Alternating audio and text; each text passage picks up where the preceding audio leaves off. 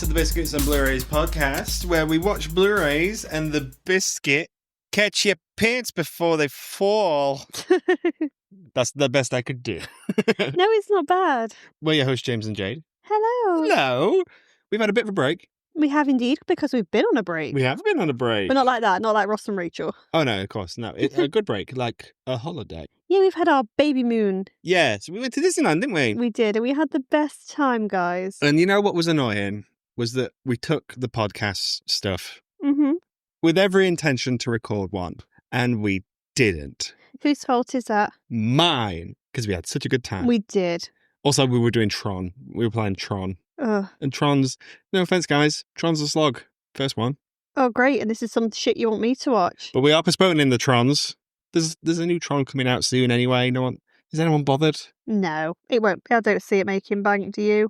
Nah. But as we got back, we thought, okay, we should get an episode out. However, October arrived. Exactly, and what a month it is. It's the spookiest time of the year. Best time of the year. Oh, we love October, don't we? There's a lot going on this month for us, personally. Mm-hmm. There is, I think that's just going to be part of our life now. Every October, we're just going to be so busy. The Halloween decorations are up in the house. They are. We've got Luna, our living Halloween decoration, our black cat. Yep. And the house is haunted, fully haunted. Anyway, in planning the episodes for the Halloweens, Mm-hmm. we usually do 4 episodes every October weekend. However, we have 5 October weekends this year. Exactly. So we've had to do 5 episodes. And this is the first one. Yay, the first one of spooky season. Is it the spookiest one? No. Is it the friendliest one? Absolutely. Oh, it's the Casper episode. It's the neediest one. Oh, okay. We'll talk about it. We've got, okay. Was this a favourite of yours growing up? I didn't really watch it a lot growing up. The first time I actually saw this was on Christmas Eve when I was about 11.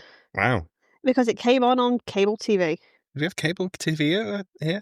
Channel 5. Channel 5. Oh, I bet your reception was awful. Oh, it was terrible. Okay, so that was the first time you watched it. Mm-hmm. Oh, that's kind of sad. And then I remember getting it on DVD when I was a bit older, when I was maybe about 18. Yeah. So it was a while then until I came back to it. Do you have a nostalgia for it? No, not really, but I do have a love for it. I think I love these kinds of 90s. Mm-hmm. I have a nostalgia for them, Okay. if you know what I mean. I know exactly what you mean. How about you? Did you grow up watching this? Yes, I did. Yes, I did. 95. Prime movie watching years for me. Toy Story. Oh, This. wow. Fievel Goes West I had on video. Oh, my God. What a year that was for you. You know what? And the Power Rangers movie, I think, was out. Oh, my God. So I was very well educated in 1995. Thank you very much. But this one I used to watch a lot. Okay, why do you think that was? I don't know. I never really watched the Casper TV show, the No, cartoon. neither did I. I don't know why this is my introduction to Casper. And also the only thing I've ever seen of Casper. Trying to think what else he's been in. I'm sure there's been crossovers with like Scooby-Doo and stuff like that. I don't know if that's true, because I don't think it's the same studio. Is it Casper and Wendy? I remember Casper that and- being a film. That's a Hilary Duff movie. Yeah, Yeah. But that's a sequel to this. Well, straight to video. yeah, And then doomed in that straight to DVD realm. yeah, That's a black hole that you can't get out of sometimes. yeah. Looking at you, Disney. Fucking Mulan 2. Oh, absolute shite. It's such an Pocahontas amazing movie. 2. Back to Notre Dame 2. Ugh. Although Simba's Pride, banger.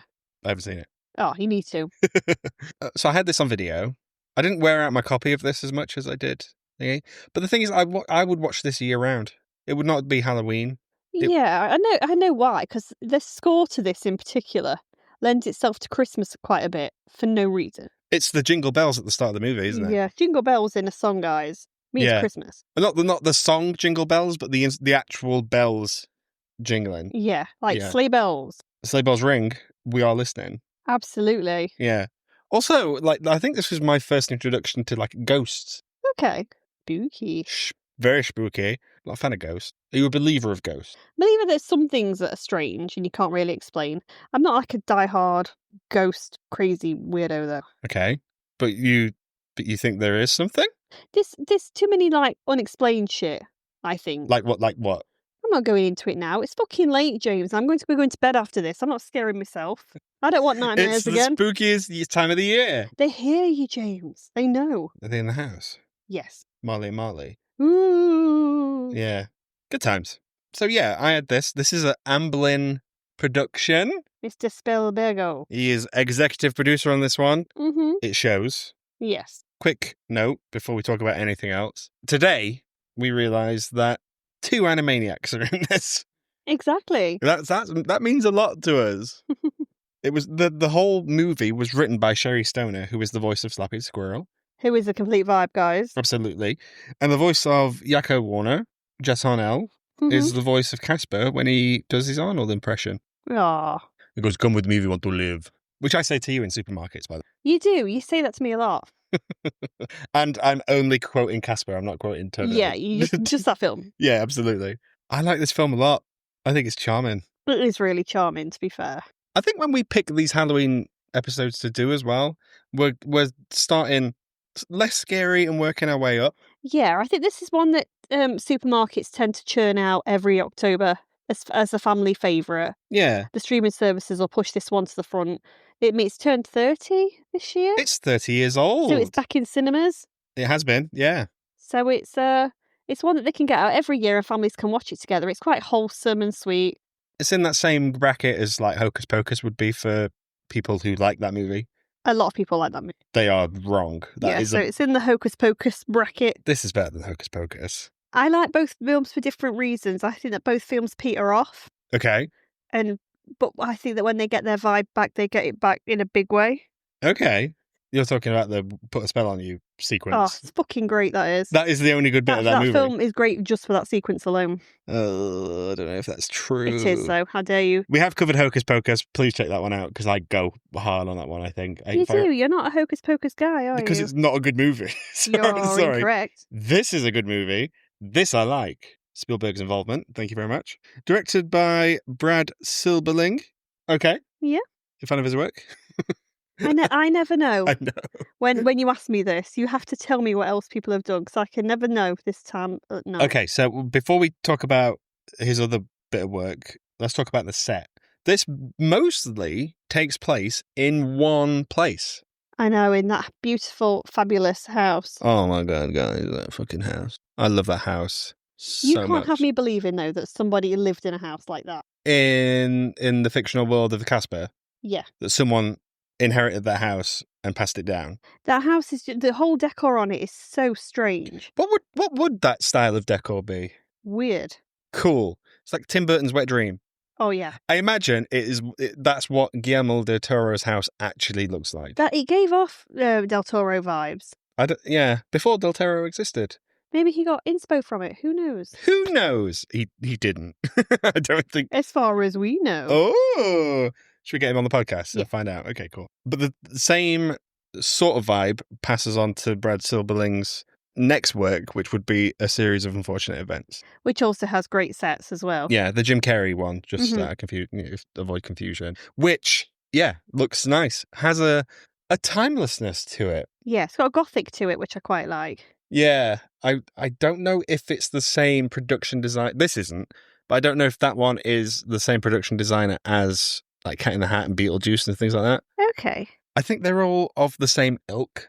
Yeah, I know what you mean. Yeah, but I love this house and this set so much. I'm going to tell you a story. Okay. Do you remember Pogs? Yes, I do.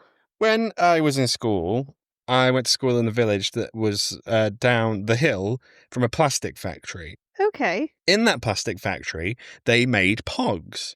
Okay. And one day, and I remember this vividly, by the way, one day we were in class, we were in sports hall, and they said, "School's closed, you have to leave." So we were all like, well, what's going on? This is 1995, around that time. And the plastic factory had exploded.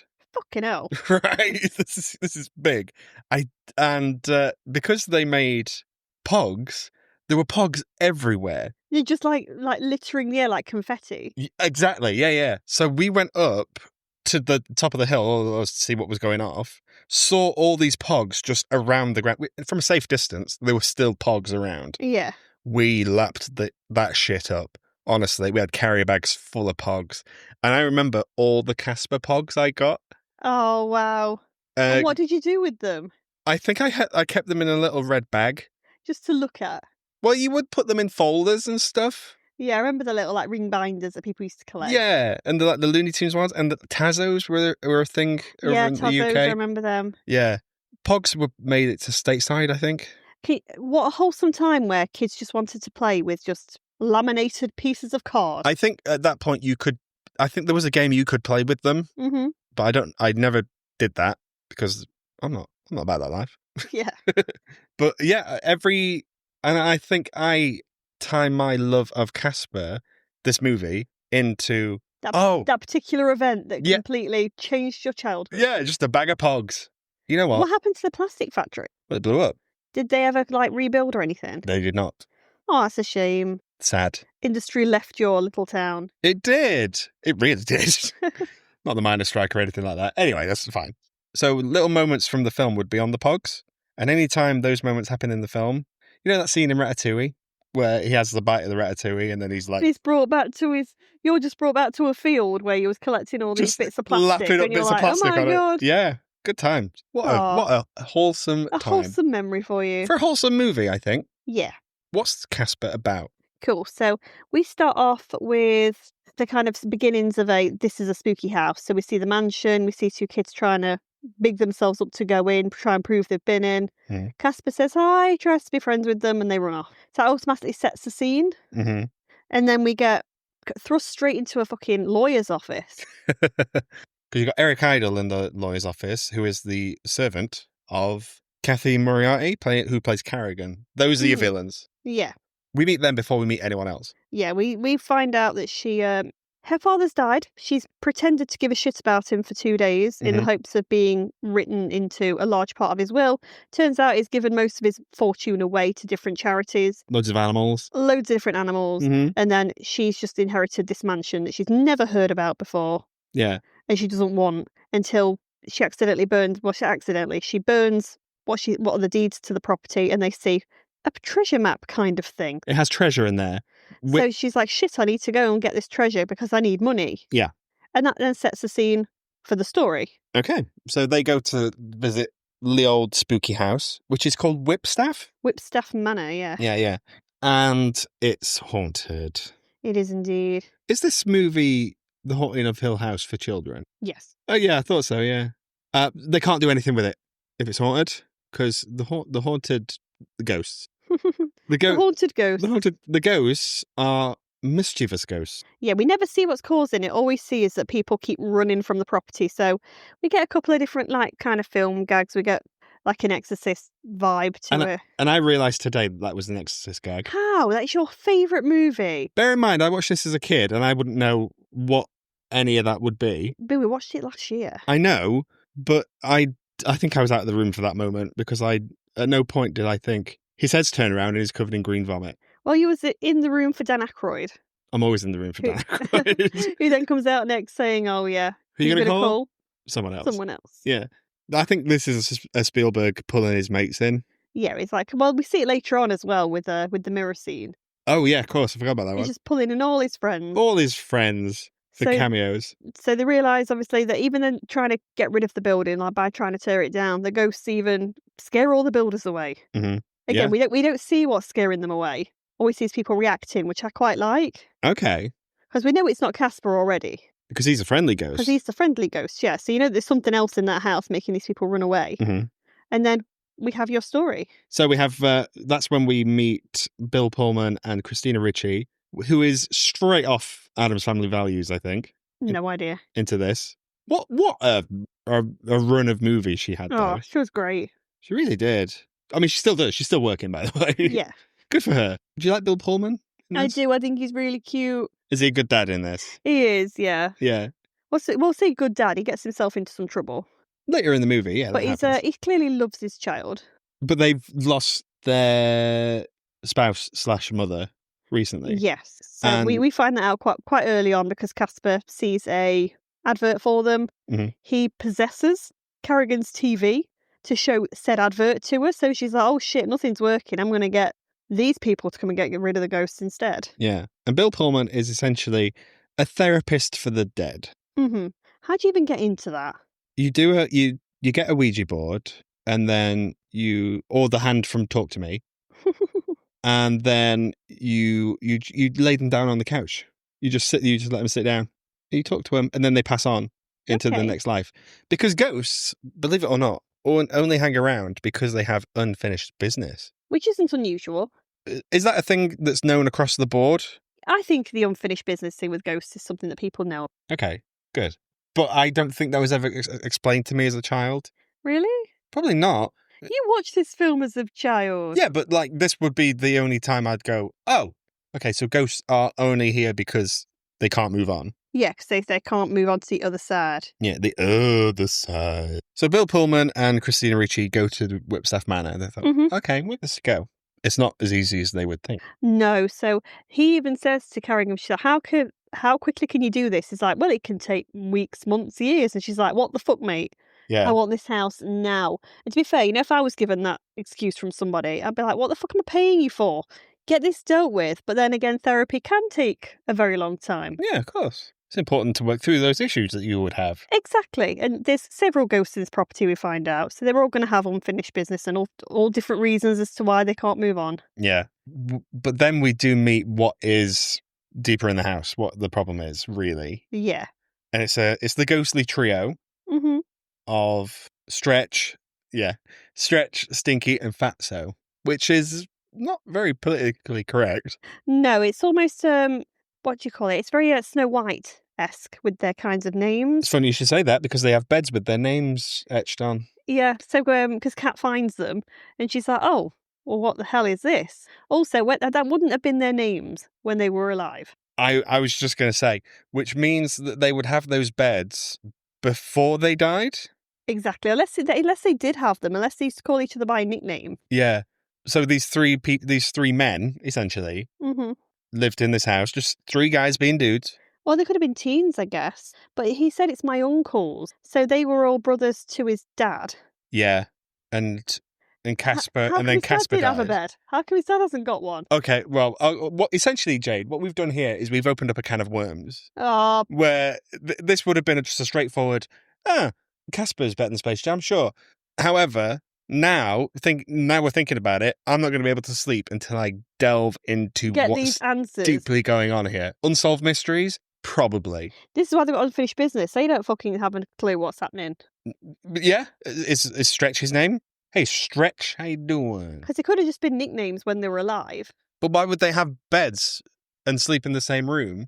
But the owner of the house, who is Casper's dad, dies later in the movie. Well, later in his life, as an older man, as we see from his picture. But he's not around. He's moved on. But Casper, his son, who died sadly when he was a child, hasn't moved on. Yeah, I always found that really weird because Casper's dad, when Casper died, is heartbroken because we see it all from newspaper clippings that Kat reads. Yeah. And we find out that he died in this accident, and his dad, ever since, makes it his life goal to create something to bring him back from the dead. A Lazarus pit. Exactly, which he does do. However, surely, because that wasn't finished in his lifetime, nor was his son brought back, that would be his unfinished business, so he would still be around. Or he, in doing that is a selfless deed, and then that would then make that his finished business. No, it wouldn't be. However, Casper then wouldn't be able to finish his business with his dad because his dad would have just passed on straight away.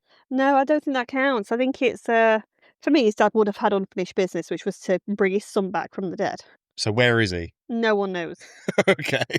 However, it is established in the movie that when you do die, you do forget what you were up to. Yeah, you lose a lot of your memories. At which point will his dad have just gone out for cigarettes and never came back? Yes. He went out for milk.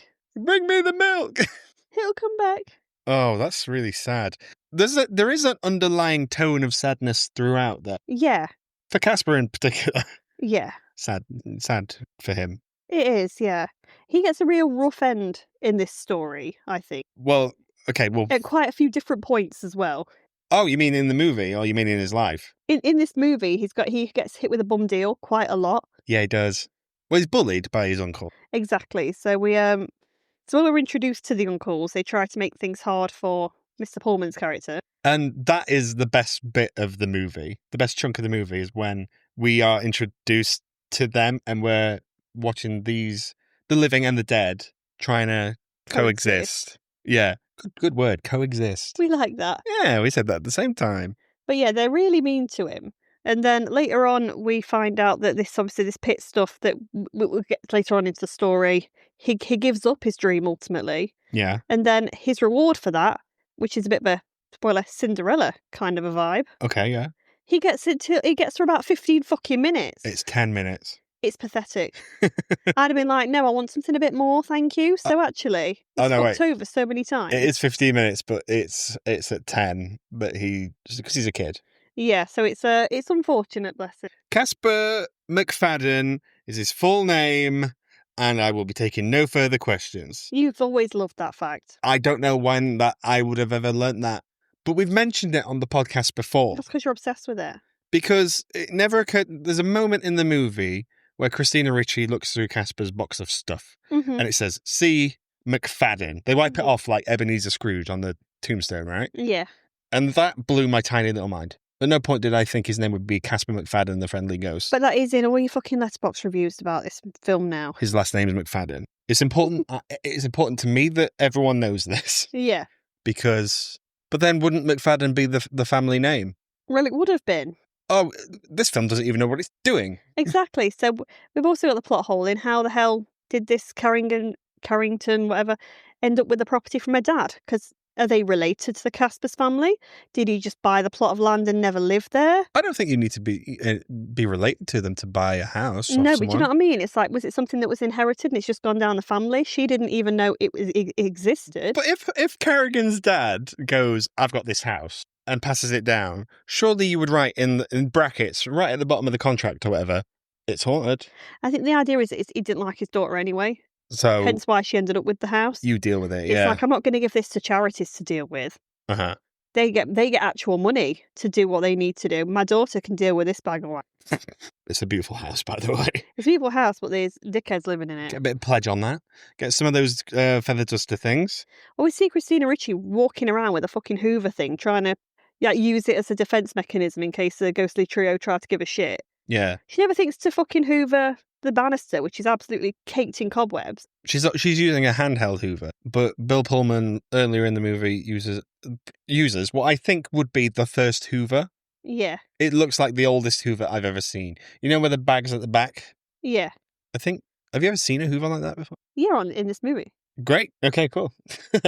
I think people have seen Casper that we don't really need to delve anymore. I think we've delved too much, arguably. Yeah. However, there is something I would like to mention. Okay. This movie spans over 3 days in total. Well, two days and a night. Yeah. Her first day at school, she just mentioned she lives in this fucking mansion. Whipstaff. Which isn't her property either. Yeah. And straight away, our class are like, we're going to hold our Halloween party there. And it's just accepted. That would be the town of... It's in Maine. Mm-hmm. Very Stephen King. Absolutely. It would be that town going, oh, you don't want to go up to Whipstaff. That's an awful place, haunted place. Yeah, so we're going to have all these kids in the property. Yeah. There's been no health and safety done. All the decorations or whatever. How has this all been agreed? Do you know what I mean? I see what you mean. It's all very odd. I don't know how my parents would feel if I started a new school and they went, we're going to hold our Halloween party at your house tomorrow. I'd be like, what the fuck, guys? Yeah. Oh, by the way, you've just moved in. Yeah, like, fuck off. Yeah. That's a good place to hold it, though. I'd be like, fine, but like, I'm helping myself to that buffet as well. You're leaving all the food. Yeah. And you're paying for everything. Yeah, which clearly appears like it happens in the next day when the party happens. Yeah. Which the party seems to happen for all of like 20 minutes anyway as well. Let's talk about Casper McFadden's behaviour. Mm-hmm. Now, when you're a kid, yeah, watching this movie, you were a child when you saw this for the first time. Yeah, I was a child. Mm-hmm. The line and the behaviour of Casper, the "Can I keep you?" Yeah, cute. That's adorable. Just wants to spend time with her. Exactly. He just wants a friend. He's been devoid of having a friend. Yeah, can I keep you? Aw, ghost friend. Oh, friendly. Oh, there's a friend. However, watching it tonight, Casper's out of line. Yeah, Yeah, he follows her to fucking school and he's like, hey, bitch. I'm George Washington. Oh, he just doesn't leave her alone ever. And then he ties all the kids' shoelaces together, which is like you could do damage doing You could that. indeed. And then he doesn't even hide the fact that he's there watching her as well. He turns and he's like, hey, bitch, you know I'm here. He raises his eyebrows a few times. The equivalent would be if you say, if a guy makes you breakfast in the morning and then expects something later on. That's what Casper wants. He wants something from you, mate. Yeah. He's creepy. And watching this back now, me and you were like, ooh. Casper, no. But even like later on when she's in bed, he kisses her and does the, can I keep you soft? It's like, mate, just let her fucking sleep. Yeah, leave her alone. You followed her around all day. You've not given her a moment's peace. He drops her out of a building. When he thinks that she fancies somebody else. Yeah. It's like, mate, you're a ghost. What's that guy got that I don't? Just fucking... A penis. Yeah. Respect for personal space, Casper. Yeah, I think Casper's the best characters in this are the ghostly trio and Bill Pullman. Anytime they're on screen, I'm watching. I'm invested. What's your favourite scene with them in? It is the fight scene when they first meet. Because at moments it's scary because they get like sharp teeth and red eyes and whatnot. But when they're doing the all for one and one for all, catch your pants before they fall. I love that. I quote that every day. Every single day of your life. Anytime I see someone's pants fall down, that's what I'm thinking of. How often are you seeing people's pants fall down? You'd be surprised. Oh my. You know the Ride of the Valkyries, the da da da da da da da. It's from the movie Apocalypse Now. Very famous. However, when I hear that song, you think of them. I think of those three going down to breakfast. Da, da, da, da, yeah. They don't give a fuck, do they? And I quite like that. There is a bit of prejudice between the living and the dead. Mm-hmm. Is that what it's like? Do you think? In what way? Is it easier to be dead? That's a weird question. Sorry. Well, I think the thing is as well is Mr. Pullman's character is in a lot of pain. Yeah. Because the reason he's gone into this line of work is he's looking for his wife. Mm-hmm. So it's like, it's a bit like maybe his dead is better. Oh, sometimes dead is better. Oh, yeah.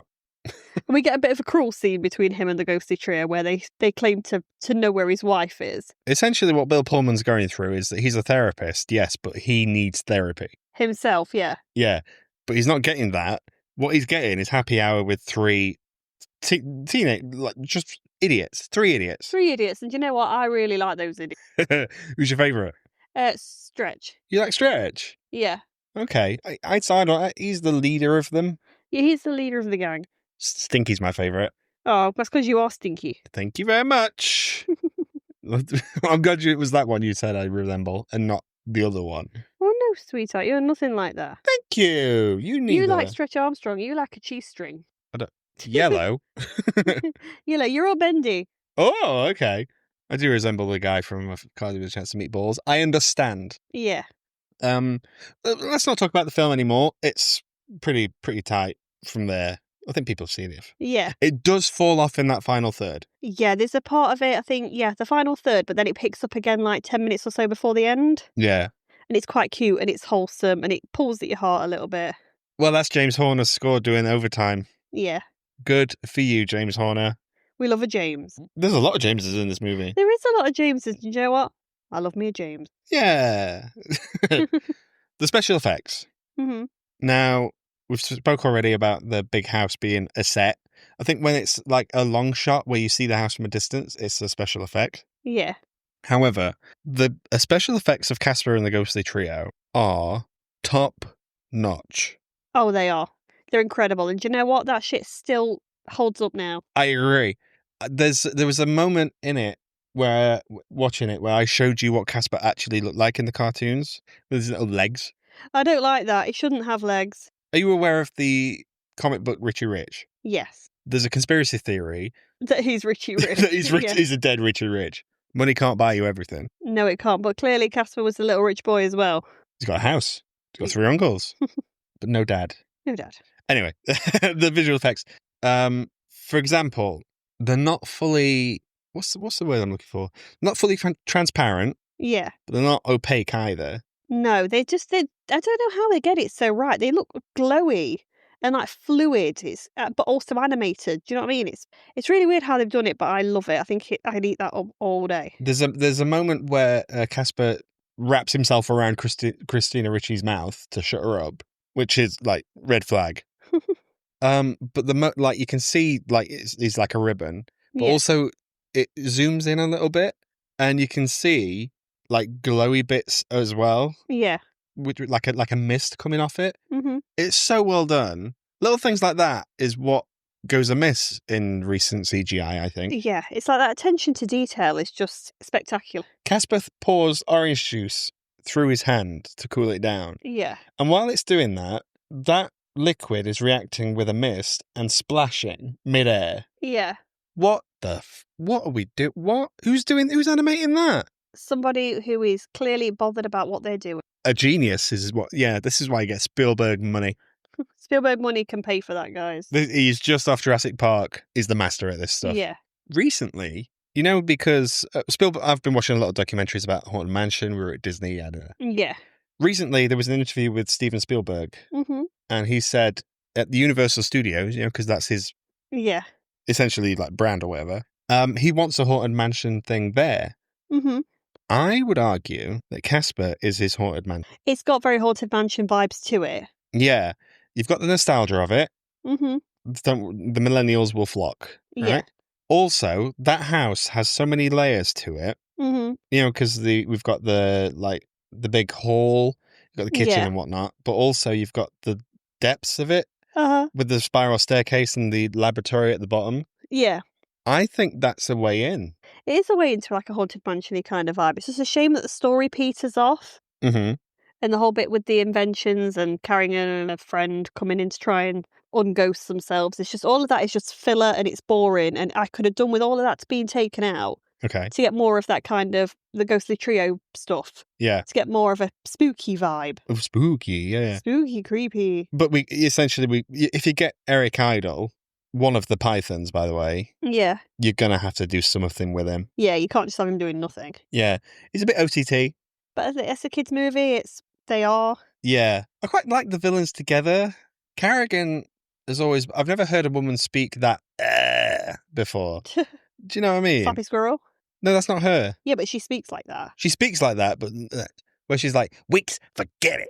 Yeah, 20 a day. 20 a day is all I'm saying. But yeah, they work. Do you buy the chemistry between Bill Pullman and Christina Ricci? Yeah. You do? Do you not? It's touch and go.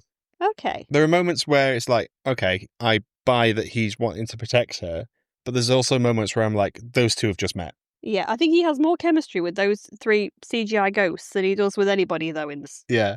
They did the tennis ball thing, which always a vibe. Gotta keep the eye line. Of course. Casper is the first CGI main character. And I think that's such an amazing achievement. In 95 as well. Yeah, and the fact that it still holds up and it still looks good when there's so much CGI out there nowadays that doesn't look good, including ghosts. Yeah. I mean, we're doing the Haunted Mansion later on in this season. Some of the CGI isn't particularly good in that movie. I think the thing is as well, you can style it out. Obviously, when, for example, Bill Pullman, look at Bill Pullman, and then he dies about 2/3 into the movie, and then he's resurrected. But his ghost form is clearly a cartoon. He's elongated. Yeah. He's floaty, he can fly and whatnot. That's how you do it. Yeah. Whereas Haunted Mansion is a bit different because they're all relatively human. Yeah, and I think they're trying to make them look too much like the animatronics at Disney as well. What it put me in mind of would be the ghosts from Ghostbusters, but the 2016 one. Okay. Where they've all got that blue glow. Okay. I think if you're doing ghosts, you can style it out like that if it's a kids' movie. And that works. Yeah. It wouldn't work in Flanagan Shenanigan. Absolutely not. But Flanagan Shenanigan, he knows what the fuck he's doing. He absolutely does. One day we'll talk about him. Not today. Not today. Today's not that day. But yeah, just the visual effects of just minor things. That goes the extra mile for me. Yeah. And that's why I like this movie as much as I do, I think. And the Pogs. Oh, the Pogs story will forever live with me, and it didn't even happen to me. I don't know if anyone else remembers that though. No one's going to remember that particular factory problem. That's just you. That's you and you alone. Okay. But I think other people may know Pogs. Okay, good. At least I hope they do. I hope they do. I hope some people still collect them. I like how most of this podcast has been you talking about your love of Pogs. Isn't what this is all about? Absolutely. You could say this is the Biscuits and Blurays podcast. Oh, fuck off. No, that's so annoying. He did it. That's the best joke I'll make all year. Well, you did really well. Well done. Thank you. Yay. Is Casper better than Space Jam? Yes. Correct. It is. It holds up. I haven't seen sequels. I imagine they're worse. I've not either, and I don't want to. The CGI... Have you not seen the Hilary Duff? Have you seen what it looks like? I've seen the front cover of it because I used to see the VHS everywhere. Yeah. But I always thought anything that kind of goes direct to video, you tend to lose a bit of quality. Oh, yeah. Well, a lot of quality. It's cheaper. Yeah. And therefore, you can't put in the splashes of orange juice. No. Yeah. Which is what you need in order for this movie to succeed. Any movie to succeed, you would need that little bit of detail. Goes a long way. That's all I'm saying. This is a good movie. I enjoy this movie a lot. Oh, I'm glad you do. I really do. And it's spooky. And it's autumnal. Exactly. It's getting us into that spooky season. You know when they're driving through Maine? It's never looked so it's orange. It's gorgeous, isn't it? Oh, it's lovely. Good times. If you're listening in Maine... You've got a beautiful well done. Yeah, good times. So, yeah. Next is more ghosts, spooky spectres. Mm-hmm. Haunted Mansion time. I know. I'm looking forward to this one. Why? Because I know how bad it is. For those listening, we're not doing the newest one. We're doing the Eddie Murphy one. Because James doesn't really like either of them, but he seems to like Eddie Murphy one for some unknown reason. I don't want to spoil my review of it next week. However, what I will say is this. If you take bits out of the Eddie Murphy one, and you take bits out of the newer one, and put them together, that's a good movie. Yeah. I don't think there's a good movie separately. No. So in other words, you don't think it's as good as Space Jam? We're not doing that one now. No. We'll still talk about it. I think there's a lot to say. We've been on the ride a lot. Oh, we've got a lot to say, haven't we, about that one? Yeah, and we've been watching a lot of documentaries, so that one's going to have a lot of facts in it, I think. Absolutely. A lot of grim, grinning ghosts. Oh, come out to socialise. What about friendly ghosts? Do they come out to socialise? Yeah, the Casper friendly ghosts come out to socialise. Can I keep you? Oh, I wish you wouldn't, no. Oh. Although I think a lot of young ladies at the time fancied Devon Sawyer when Casper turns into his... Final Destination Zone. Indeed, when he turns into his human self for that last scene. But his voice is not the same voice. It isn't, but he's so cute. Oh. I think we tend to look at that and go, oh, he's nice, forgetting all of his weird-ass behaviour earlier before. I hate you. It's because he came out in that little white shirt, isn't it? Oh, ladies like frilled shirt. Oh, dear. And it's open at the chest. What do you call it? It's like First Crush, isn't it? Yeah. That wasn't Miss Ritchie yours? Oh, she was, yeah, absolutely. This was my first introduction to Christina Ricci when I was a kid. And, yeah. Because you were late to the Addams Family. You only watched those last year, didn't you? Yeah, I did, yeah. I was aware of them, but I was never bothered. But, yeah, Christina Ricci in this movie when I was a kid was, oh my gosh, I think my first love. Oh, that's cute. My first human love. I'm concerned now. With a Little Mermaid. Oh, okay. Not like a dog or something. I was thinking, I think it's that fox from Robin Hood. Yeah. It's unsurprising. This is Better Than Space Jam. Thanks for tuning in. Casper's a good time. It is indeed. It really is. Go check it out. And we'll see you all next week when we get in on the Doom buggies. No, I see what you did there. We've been on the ride for Haunted Mansion. It's spooky. It's very spooky. And it's only going to get spookier. We've got It Chapter 2 coming up. I know you're not excited about that one. No one is, and I'm not watching it again. James is, but I won't be. Okay. And Hereditary. You haven't seen that before. I know it's new for me. And I'm itching for you to watch that. We'll have to see. Oh, it's going to blow your tiny mind. It's sad that you already know what happens. I know one scene. That is it. That is fine. That's all you need. Unfortunately, it is the scene you are thinking of. Okay. But yeah, thanks for tuning in, guys, and we'll see you next week. You will. Woo. Ooh.